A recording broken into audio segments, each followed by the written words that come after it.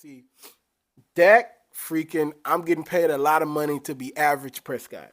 So Dak Prescott was 17 for 33, 178 yards, 2 interceptions. This is Dallas. And I probably gonna cut this out because I want people to see it. I want people to see this. This is Dallas, guys. Michael Parsons is hurt. They can't get any pressure. So they were playing the Lions. And nobody's sitting there saying that the Lions are not capable of doing 40 balling somebody. That's not what I'm saying. But as Dallas Cowboys, you're supposed to at least be competitive. You're overpaying your quarterback, who you should not be overpaying anymore. Everybody knows I'm a major fan of Dak Prescott. I've done like 2-3 videos on Dak. I'm gonna leave it at the top. Curious case of Dak Prescott.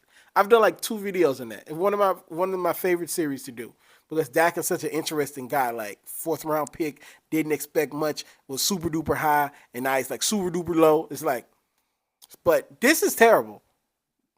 Jerry and I'm gonna skip around my words so I can skip around the YouTubey stuff. Until Jerry Jones is unalived, this team won't do anything because there's nothing you can do. You can't coach the team properly because Jerry Jones is gonna be all in your face. What owner do you know has a radio gig? The dude is worth billions, and you own radio with. You just on radio talking about your team like you're a caller or something. Listen, let me tell you what I'll do. Let me tell you what I'll do about it. I will let us sit down and look at the decisions we've made over the last several years.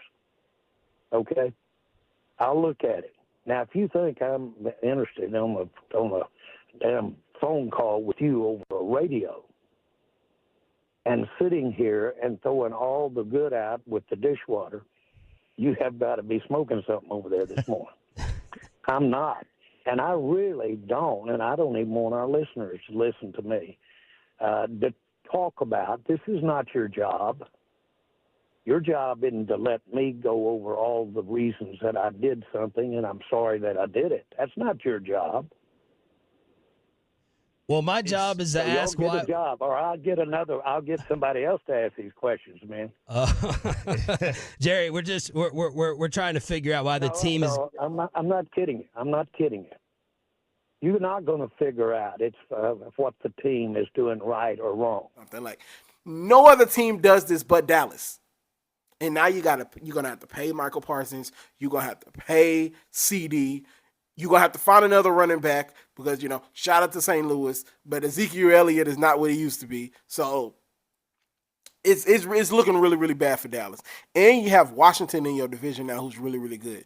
You'll be better than the Giants because the Giants are terrible. But this is not a good look. It's not a good look for them. This game was over very, very, very, very, very quickly to the point I didn't even have to watch the rest of the game after they was down by like 20-something. And on a more serious note, shout out to Agent, I think his name's Aiden Hutchinson. I'm not going to put that injury on the screen where the bottom of his leg went like that. I'm not going to do that. But shout out to him. He's expected to come back next season, but I wouldn't expect him to be back next season.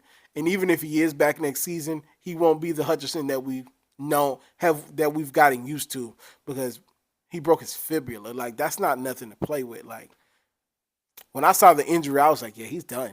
He's done. He's done. Like, I don't know if you guys seen Alex Smith's TED Talk. I don't think it's the same injury, but it's somewhere around the same. As far as devastation, Alex Smith came back and he played a few more seasons. So, speedy recovery for Hutchinson, and you hate to see that. You hate to see that with such a bright young player. He was gonna get paid if he didn't get paid already. I'm not tuned into the Giants. I'm not tuned into the Lions like I should be, but I really, really hope he gets a speedy recovery for him.